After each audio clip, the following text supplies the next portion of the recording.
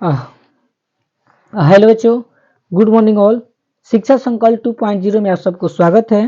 तो आज जो है हम क्लास 10th के लिए क्वेश्चन बैंक लेकर आए हैं फिजिक्स का। ठीक है, 2011 से लेकर 2023 तक जितना भी एग्जाम में प्रश्न पूछा हुआ है वही प्रश्न आप लोग के बीच में लाए हैं। ठीक है, तो शुरू से लेकर अंत तक इस वीडियो को देखिएगा, क्योंकि 2024 में जितने भी छात्र छात्राएं परीक्षा देने के लिए जा रहे हैं उनके लिए बहुत हेल्पफुल रहेगा। ठीक है, तो हम वीडियो को शुरू करते हैं। देखिए, और यहाँ पर आप लोग को टिक आउट भी कर दिया गया है कि आप लोग को आंसर समझने में कोई दिक्कत नहीं होगा। ठीक है, देखिए पहला प्रश्न क्या कर रहा है, ध्यान समझना। कह रहा है कि मनुष्य में वृकक संबंधित है। ठीक है, यानी मनुष्य में जो है वृकक संबंधित किससे होता है? ठीक है, पोषण से, शोषण से, उत्सर्जन से या परिवहन से। तो याद रखना बच्चों, आंसर इसका हो जाएगा उत्सर्जन से। ठीक है, ऑप्शन नंबर ए। ठीक है, नेक्स्ट क्वेश्चन। स्वपोषी पोषण के लिए आवश्यक है, यानी स्वपोषी पोषण के लिए क्या आवश्यक होता है? ठीक है, CO2, क्लोरोफिल, सूर्य के प्रकाश, या सभी। ठीक है, तो जो स्वपोषी होता है, जो स्वयं अपना भोजन खुद बनाते हैं, वह जो है किसी पर निर्भर नहीं रहते हैं, उसके लिए जो है आपका CO2 भी जरूरी है। ठीक है, क्लोरोफिल भी जरूरी है, सूर्य का प्रकाश भी जरूरी है। ठीक है, इसलिए इसमें क्या हो जाएगा बच्चों, इनमें सभी, ऑप्शन नंबर डी। ठीक है, चलिए नेक्स्ट क्वेश्चन। प्रकाश संश्लेषण की क्रिया में, ध्यान सुनो बच्चों, प्रकाश संश्लेषण की क्रिया में ऑक्सीजन बाहर निकलता है, जो ऑक्सीजन होता है बाहर कहां से निकलता है? ए जल से, बी CO2 से, सी ग्लूकोज से, या डी डिक्टियोजोम से। ठीक है, तो इसका सही उत्तर क्या होगा बाबू?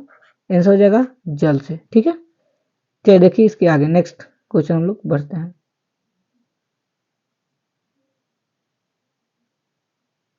देखिए क्वेश्चन नंबर नेक्स्ट। मैग्नीशियम पाया जाता है, जो मैग्नीशियम होता है वो किस में पाया जाता है आपको बताना है। ठीक है, क्लोरोफिल में, लाल रक्त कण में, या वर्णिलोक में, या श्वेत रक्त कण में। बताइए क्या होगा इसका आंसर। मैग्नीशियम पाया जाता है, जो मैग्नीशियम होता है वो किस में पाया जाता है? बताइए, आंसर पता है तो याद रखना, ये जो है आपका ऑप्शन नंबर डी हो जाएगा, श्वेत रक्त कण में। ठीक है, चलिए देखिए नेक्स्ट। मनुष्य में प्रमुख उत्सर्जी अंग है। ठीक है, मनुष्य में प्रमुख यानी इंपोर्टेंट महत्वपूर्ण उत्सर्जी अंग कौन सा है? ए रक्त, बी श्वेत ग्रंथि, सी वृकक, डी अग्न्याशय। ठीक है, तो इसका आंसर क्या हो जाएगा बच्चों? तो आंसर हो जाएगा आपका वृकक। ठीक है, चलिए देखते हैं नेक्स्ट।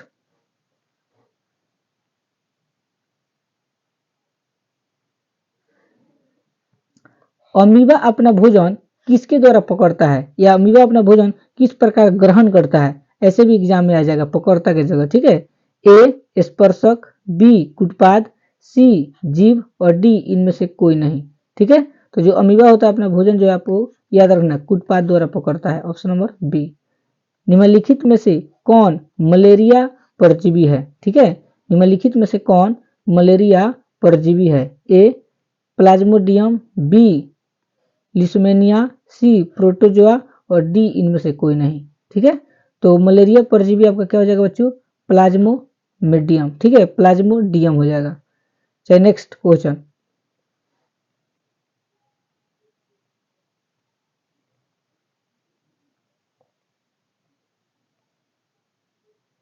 देखिए नेक्स्ट। पीत रस कहाँ से स्त्रावित होता है? ठीक है, जो पीत रस होता है वो कहाँ से स्त्रावित होता है?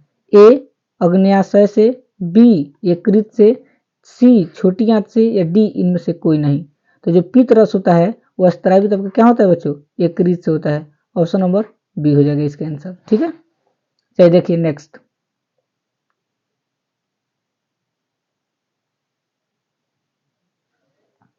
लिखा हुआ है गार्ड कोशिका की कौन सी भित्ति मोटी होती है? जो गार्ड कोशिका होता है उसकी कौन सी जो भित्ति होता है वो मोटी होती है? ए भीतरी, बी बाहरी, सी पार्श्व, और डी इनमें से सभी। तो गार्ड कोशिका की जो भित्ति होती है वह भीतरी की जो है क्या होती है? मोटी होती है। ठीक है, चलिए देखिए नेक्स्ट क्वेश्चन।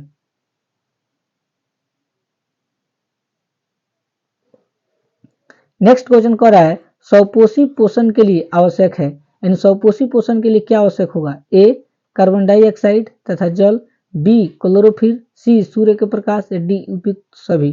ठीक है, तो देखो स्वपोषी होता है उसके लिए सब जरूरी है, कार्बन डाइऑक्साइड, जल भी जरूरी है, क्लोरोफिल भी जरूरी है, सूर्य के प्रकाश, इसलिए ऑप्शन नंबर डी हो जाएगा उपरोक्त सभी। ठीक है, नेक्स्ट, पायरुवेट के विखंडन से यह कार्बन डाइऑक्साइड, जल तथा ऊर्जा देता है और यह क्रिया होती है। एंड जो पायरुवेट के विखंडन से यह कार्बन डाइऑक्साइड, जल तथा ऊर्जा देता है, यह क्रिया किस में होता है? ए कोशिका द्रव में, बी माइटोकॉन्ड्रिया में, सी हरित लौह में, या डी केंद्रक में।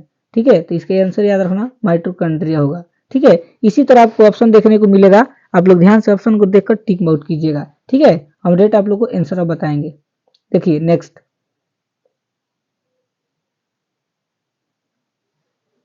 लिखा हुआ है स्वपोषण होता है, यानी स्वपोषण किस में होता है याद रखना, तो आंसर याद रखना हरे पौधों में। हरे पौधों में क्या होता है बच्चों? स्वपोषण होता है। ठीक है, देखिए नेक्स्ट, नेक्स्ट कह रहा है मानव आहार नाल, या आहार नाल का हम लोग अधर नाल बोल सकते हैं, का सबसे लंबा भाग है, यानी मानव आहार नाल का सबसे लंबा भाग कौन होता है? तो याद रखना छोटी आंत, ऑप्शन नंबर सी हो जाएगा। ठीक है, नेक्स्ट, निम्नलिखित में किसे कोशिका का ऊर्जा मुद्रा के रूप में जाना जाता है? निम्नलिखित में किसे कोशिका का ऊर्जा मुद्रा के रूप में जाना जाता है? तो याद रखना ऑप्शन नंबर हो जाएगा बी, एटीपी। क्या हो जाएगा बच्चों? एटीपी। ठीक है, देखिए नेक्स्ट,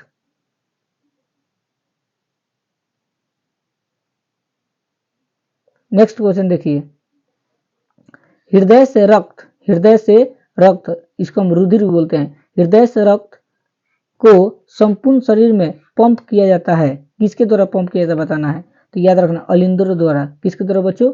अलिंद्रों द्वारा। ठीक है, नेक्स्ट, निम्नलिखित में कौन से यंत्र का उपयोग रक्त दाब मापने में किया जाता है? निम्नलिखित में से कौन से यंत्र का उपयोग रक्त दाब मापने में किया जाता है? तो याद रखना क्या हो जाएगा? Seismo manometer. ठीक है, सिस्मो मैनोमीटर। नेक्स्ट क्वेश्चन,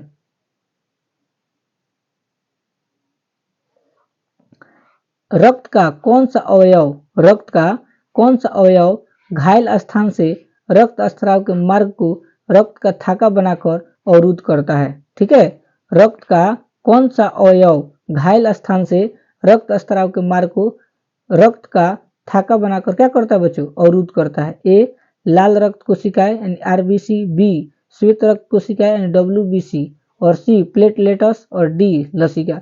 इसका आंसर क्या हो जाएगा बच्चों? इसका आंसर हो जाएगा सी प्लेटलेटस। ठीक है, चलिए देखते हैं नेक्स्ट,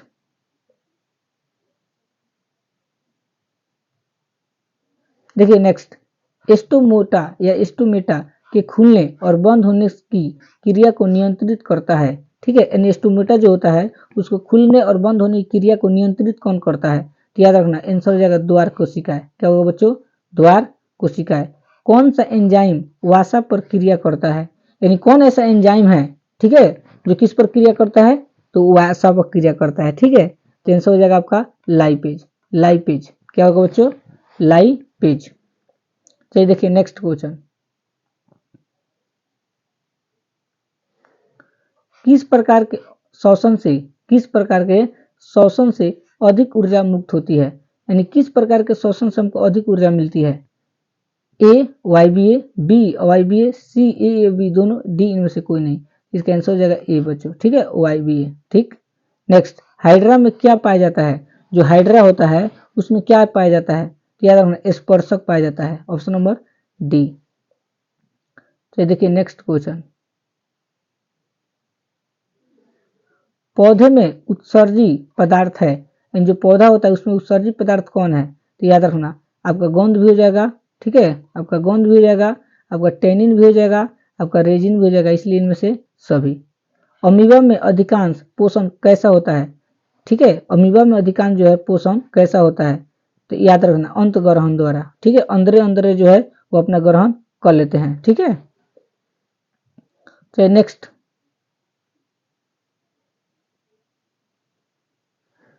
मानव हृदय में कोष्ठों की संख्या कितनी होती है? जो मानव हृदय होता है, तो मानव हृदय में कोष्ठ की संख्या कितनी है? तो आंसर हो जाएगा आपका 4, यानी मानव हृदय में 4 गो क्या है बच्चों? कोष्ठ है। ठीक है, नेक्स्ट, मनुष्य के शरीर की सबसे बड़ी ग्रंथि कौन है? यानी मनुष्य के शरीर की सबसे बड़ी ग्रंथि का नाम बताना है, तो हमारा हो जाएगा आंसर लीवर। ठीक है, लीवर जो है मनुष्य के शरीर की सबसे बड़ी ग्रंथि है। ठीक है, तो देखिए नेक्स्ट लिखा है ग्वाइटर अथवा घेगा पनपता है, यानी किसी व्यक्ति को अगर ग्वाइटर या घेगा हो गया है तो किसकी कमी से पनपने लगता है, तो याद रखना आयोडीन की कमी से। ठीक है, यानी नमक की मात्रा जो है अगर अच्छा नहीं खाया जाएगा या अधिकांश मात्रा में खाया जाएगा तो ग्वाइटर और घेगा रोग जो है पनपता है। ठीक है, याद रखना। चलिए देखते हैं नेक्स्ट क्वेश्चन।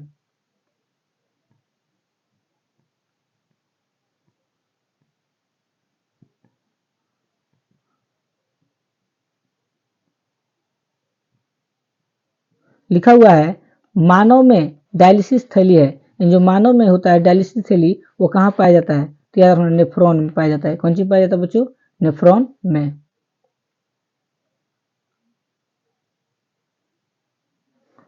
भोजन का पचना किस प्रकार की अभिक्रिया है, अगर हमारे शरीर में जो भोजन है वो पच जाता है तो किस प्रकार का अभिक्रिया है, तो इस अभिक्रिया को हम लोग उपचयन बोलते हैं। क्या बोलते हैं बच्चों, उपचयन। ठीक है, चलिए देखिए नेक्स्ट क्वेश्चन। कह रहा है निम्नलिखित में से कौन सा पादप हार्मोन है, निम्नलिखित में से कौन सा पादप हार्मोन है, तो याद रखना ऑप्शन नंबर डी हो जाएगा साइटोकाइनिन। जो साइटोकाइनिन है आपका पादप हार्मोन है। ठीक है, देखिए नेक्स्ट दो तंत्रिका कोशिका के मध्य खाली स्थान को कहते हैं। ठीक है, दो तंत्रिका कोशिका के मध्य खाली स्थान जो होता है उसको हम लोग क्या कहते हैं, या पूछ सकता है कि दो न्यूरॉनों के संपर्क बिंदु को क्या कहते हैं। ठीक है, तो आंसर हो जाएगा आपका सिनेटिक दरार, सिनेटिक दरार, या इसको सिनेपस भी बोल सकते हो। ठीक है, देखिए नेक्स्ट निम्नलिखित में कौन पुरुष हार्मोन है, निम्नलिखित में कौन पुरुष हार्मोन है इसमें बताना है। तो पुरुष हार्मोन जो आपका होगा टेस्टोस्टेरॉन, टेस्टोस्टेरॉन जो होगा आपका पुरुष हार्मोन है। ठीक है, तो देखिए नेक्स्ट पतियों का मुरझाना किस पादप हार्मोन के कारण संभव हो पाता है। ठीक है, अगर पति जो है मुरझा रहा है तो किस पादप हार्मोन के कारण जो है संभव होता है, तो याद रखना एबिसिटिक अम्ल, एबिसिक अम्ल के कारण। ठीक है, पतिया क्या होता है बच्चों, मुरझा जाता है। ठीक है, तो देखिए नेक्स्ट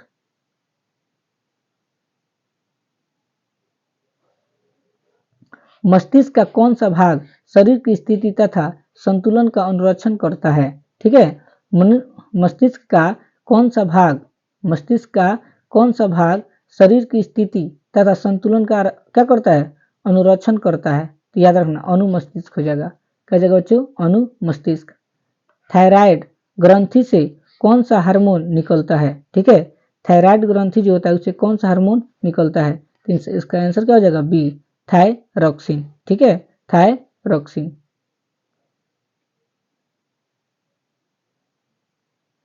देखिए नेक्स्ट इंसुलिन की कमी के कारण कौन सा रोग होता है, अगर किसी व्यक्ति को इंसुलिन की कमी है तो उसमें कौन सा रोग होगा।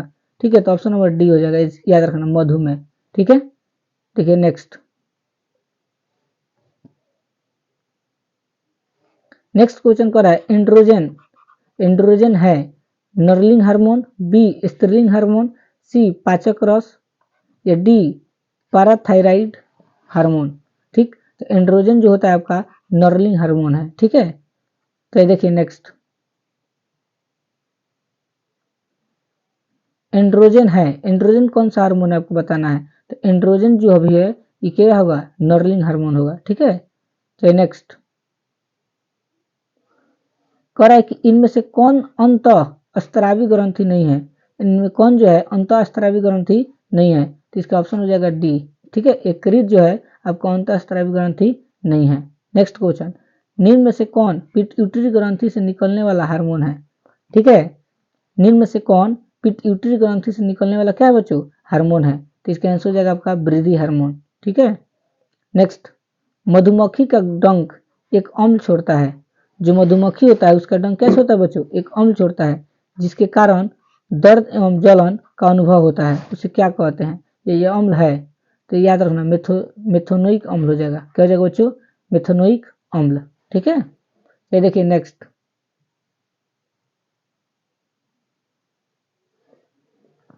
तंत्रिका तंत्र की रचनात्मक एवं क्रियात्मक इकाई को क्या कहते हैं। ठीक है, जो तंत्रिका तंत्र होता है उसका रचनात्मक एवं क्रियात्मक इकाई को हम लोग क्या कहेंगे, नेफ्रॉन या न्यूरॉन, तो याद रखना ऑप्शन नंबर बी हो जाएगा न्यूरॉन। ठीक है, किसे रासायनिक दूध कहा जाता है, ठीक है, किसे रासायनिक दूध कहा जाता है, तो हार्मोन को, ठीक है, हार्मोन को हम लोग क्या बोलते हैं बच्चों, रासायनिक दूध। देखिए नेक्स्ट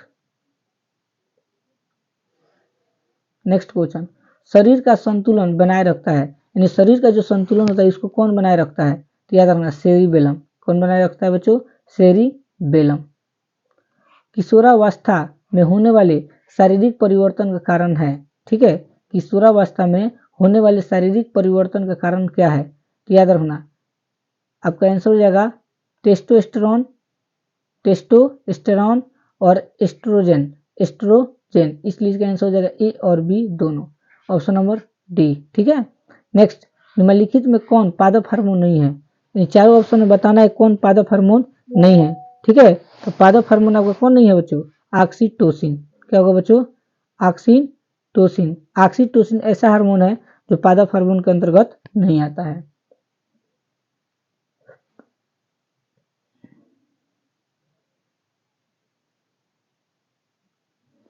नेक्स्ट क्वेश्चन, पुष्पी पादपों में लैंगिक जनन होता है, यानी जो पुष्पी पादप होता है उसमें कौन सा लैंगिक जनन होता है, किसमें, तो याद रखना फूलों में होता है, ठीक है, फूलों द्वारा जो है आपका लैंगिक जनन होता है, ठीक है।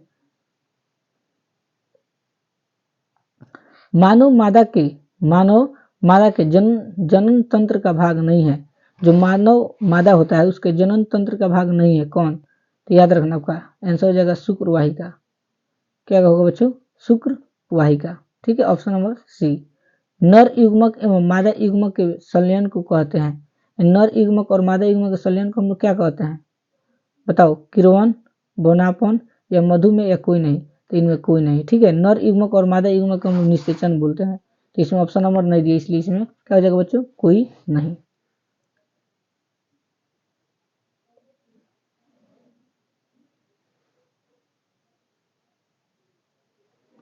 देखिए नेक्स्ट क्वेश्चन कर रहा है, निम्नलिखित में से कौन एक लिंगी पादप का उदाहरण है, निम्नलिखित में से कौन एक लिंगी पादप का उदाहरण है, तो आंसर हो जाएगा आपका पपीता, ऑप्शन नंबर सी, ठीक है। देखिए नेक्स्ट, फूलों या पुष्पों में नर प्रजनन अंग होता है, यानी फूलों में और पुष्पों में जो नर प्रजनन होता है उसको हम लोग क्या कहते हैं, तो याद रखना इसको हम लोग कहेंगे पुंकेसर। क्या कहेंगे बच्चों, पुंकेसर, ऑप्शन नंबर ए।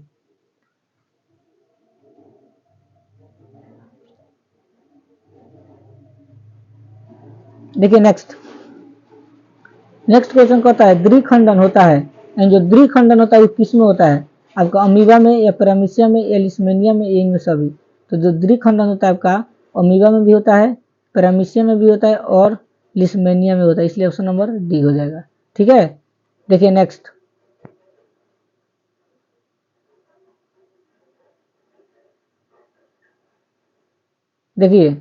क्वेश्चन क्या कर रहा है, मानव मादा में अंडाणु निषेचन होता है, ठीक है, यानी जो मानव होता है उसके मादा में अंडाणु निषेचन होता है, तो याद रखना फेलोपियन नलिका में, किसमें होता है बच्चों, फेलोपियन नलिका में, ठीक है।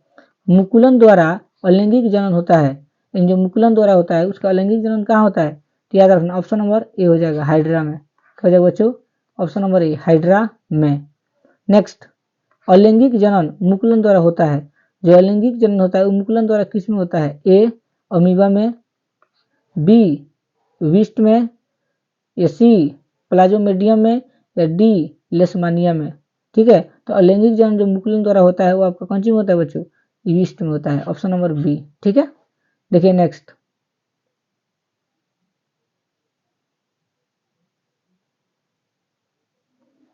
क्वेश्चन क्या कर रहे हैं, सुनिएगा ध्यान से, निम्न में से कौन मादों में मादा जनन तंत्र का भाग नहीं है, आंसर हो जाएगा आपका शुक्रवाहिका, ठीक है। परागकोश में होते हैं, जो परागकोश होता है उसमें क्या होता है, तो याद रखना ऑप्शन नंबर डी हो जाएगा, परागकण। क्या होता है बच्चों, परागकण। देखिए नेक्स्ट क्वेश्चन कह रहा है, फूल का कौन सा भाग फल में बदलता है, जो फूल होता है उसका कौन सा भाग ऐसा है जो कौन सी बदलता है, फूल में बदलता है, पुंकेसर, स्त्रीकेसर या अंडाशय या डी बीज, तो याद रखना आंसर हो जाएगा आपका अंडाशय, ठीक है।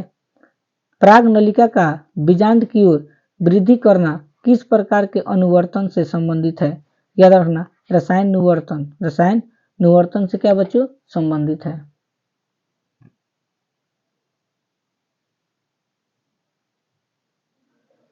नेक्स्ट क्वेश्चन सुनिए ध्यान से। नेक्स्ट क्वेश्चन कह रहा है शुक्राणुओं का मोजन कहाँ होता है। जो शुक्राणु होता है उसका पोषण कहाँ होता है, तो याद रखना वृषण में। कहाँ होता है बच्चों, वृषण में। एकलिंगी पुष्प का उदाहरण है, एकलिंगी जो फूल होता है उसका उदाहरण क्या है, तो याद रखना ऑप्शन नंबर ए हो जाएगा पपीता। ठीक है, देखिए नेक्स्ट। नेक्स्ट क्वेश्चन, एकलिंगी पुष्प का उदाहरण है, एकलिंगी पुष्प का उदाहरण बताना है क्या होगा, तो आंसर हो जाएगा आपका पपीता। ठीक है, तो देखिए नेक्स्ट।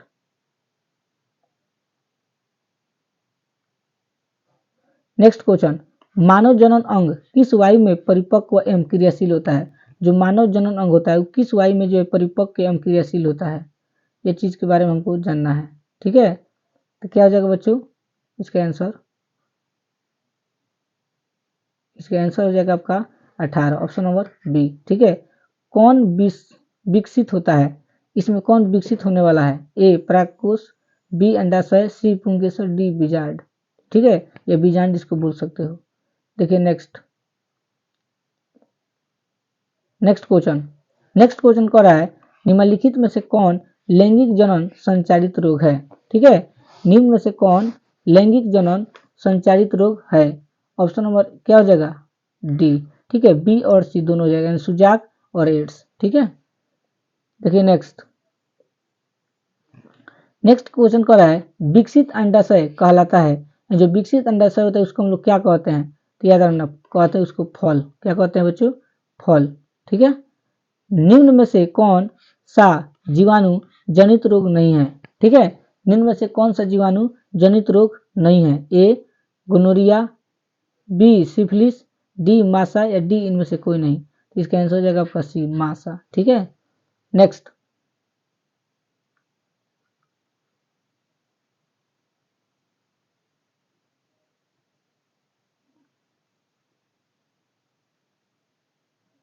देखिए नेक्स्ट। नेक्स्ट क्वेश्चन कह रहा है कि निम्न में से कौन एक उभयलिंगी जंतु है। ठीक है, निम्न में से कौन एक उभयलिंगी जंतु है, तो ये आंसर हो जाएगा आपका केचुआ। जो केचुआ होता है वो आपका उभयलिंगी जंतु है। ठीक है, देखिए नेक्स्ट।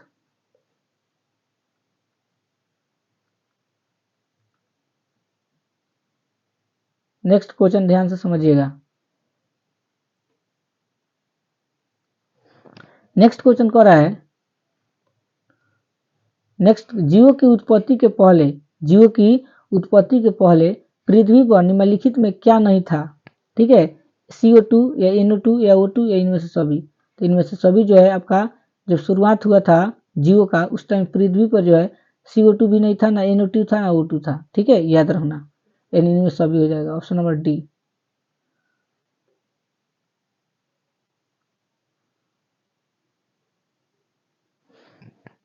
देखिए नेक्स्ट, मनुष्य में कितने जोड़े गुणसूत्र पाए जाते हैं।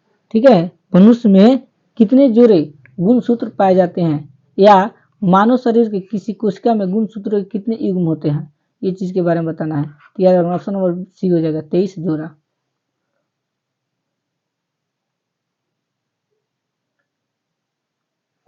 तेईस नंबर का नेक्स्ट क्वेश्चन, अमीबा में अलैंगिक जनन किस विधि द्वारा होता है। जो अमीबा होता है उसमें अलैंगिक जनन किस विधि द्वारा होता है, तो याद रखना ऑप्शन नंबर बी हो जाएगा विखंडन द्वारा। ठीक है, नेक्स्ट क्वेश्चन।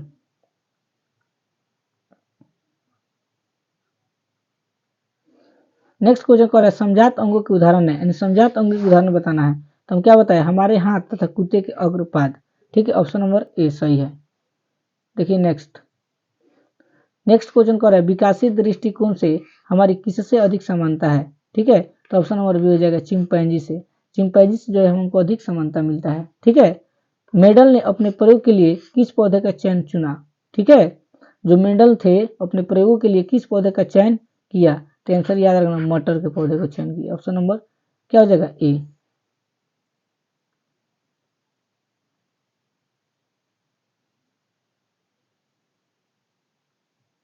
देखिए नेक्स्ट, कौन सा अभिलक्षण वंशगत नहीं है। ठीक है, कौन सा अभिलक्षण वंशगत नहीं है, ए आंख का रंग, बी चमड़ी का रंग, सी शरीर का अधिकार, या डी बाल की प्रकृति। तो ऑप्शन नंबर डी हो जाएगा बाल की प्रकृति। ठीक है, स्त्रियों में लिंग क्रोमोसोम होते हैं, यानी स्त्री में कौन से लिंग क्रोमोसोम पाए जाते हैं? तो ऑप्शन नंबर ए सही हो जाएगा आपका XX। ठीक है, चलिए देखिए नेक्स्ट क्वेश्चन कह रहा है the origin of species. The origin of species नामक पुस्तक के लेखक कौन है? डार्विन, अरस्तु, हेल्डेन या मेंडल? तो याद रखना डार्विन हो जाएगा आंसर इसका। ठीक है, किस जीव की जीनी संरचना को कहते हैं? यानी किसी जीव की जीनी संरचना को हम लोग क्या कहते हैं? तो ऑप्शन नंबर बी हो जाएगा जीन प्ररूप या जीपोटाइप। ठीक है, जीपोटाइप। देखिए नेक्स्ट क्वेश्चन, हरे पौधे कहलाते हैं, यानी जो हरे पौधे होता है उसको हम लोग क्या कहते हैं? ठीक है, तो हरे पौधों को हम लोग बोलते हैं बच्चों उत्पादकता। ठीक है, नेक्स्ट विकसित अंडाशय कहलाता है, जो विकसित हो जाता है उसको अंडाशय को हम लोग क्या बोलते हैं? ठीक है, इस चीज के बारे में बताना है। तो क्या बोलते हैं बच्चों? फल बोलते हैं। ऑप्शन नंबर सी सही है। देखिए इसके आगे जो बोल रहा है, इसके आगे कह रहा है कि ओजोन परत पाया जाता है, एंड जो ओजोन परत होता है उसमें किसमें पाया जाता है? तो वायुमंडल की ऊपरी सतह में। ठीक है, वायुमंडल की ऊपरी सतह में जो है आपका क्या पाया जाता है? बोलो, तो ओजोन परत। ठीक है, नेक्स्ट क्वेश्चन को ध्यान समझिएगा आप लोग।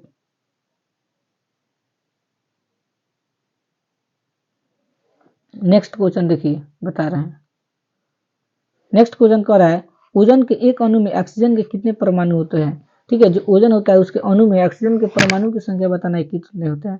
तो आंसर हो जाएगा आपका सी 3। ठीक है, अवघटक का उदाहरण है, यानी अवघटक का उदाहरण कौन हो सकता है? कवक, बाघ, बकरी, हरे पौधे। तो याद रखना ऑप्शन नंबर ए हो जाएगा कवक। ठीक है, देखिए इसके आगे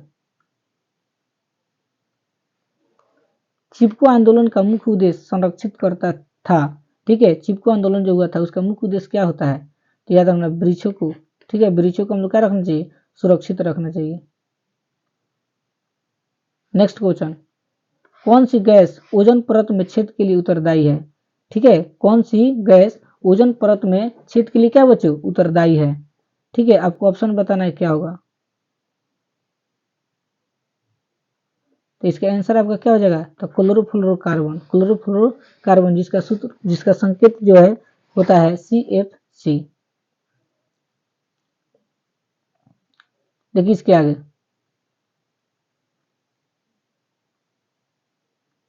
कह रहा है कि इसके आगे चिपको आंदोलन का मुख्य उद्देश्य क्या है?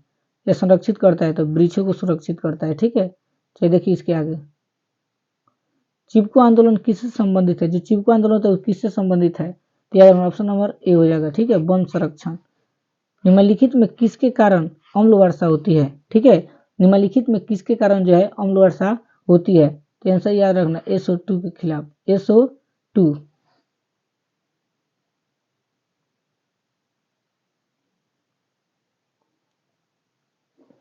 नेक्स्ट क्वेश्चन, पारिस्थितिक तंत्र में ऊर्जा का स्रोत है।